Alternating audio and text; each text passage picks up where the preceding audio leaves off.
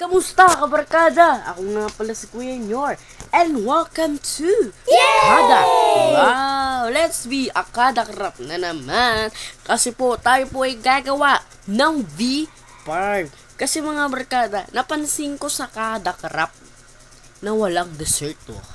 Dessert. Tingnan ko na nakakain po ba ang ating mga pinagkakainan, ano daw? Kaya kung mapapansin nyo mga kabarkada, nandito po ako sa aking lupa, sa Kada Crop Season 3. Diyan po ako gagawa ng bee farm kung saan nyo nakikita. Nakikita nyo, nakikita ko, nakikita mo, nakikita ko rin. Kaya mga kabarkada, ita-timelapse ko na to pero mamaya na yun. Dahil mag-a-announce ulit ako para kung ano na ang ating.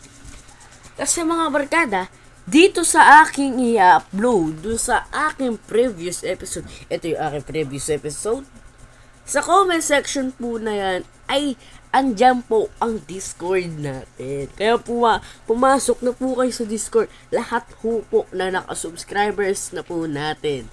Kaya mag-subscribe na po kayo mga kabarkada kasi tayo po road to 40. Kasi kagabi po, ay 34 lamang nadagdag na ang 3 members channel natin. Kaya maraming salamat sa inyo mga kabarkada na totoong supporters. Malapit na po tayo mag-timelapse. Kaya mamaya tayo mag-announce. Manood muna kayo. Diyan ako yun. Doon ako mag-ano. Yan. Kaya mga barkada, bago tayo mag-timelapse, mag-subscribe ka na. Please mag-subscribe ka na. Please mag-subscribe ka na. Please.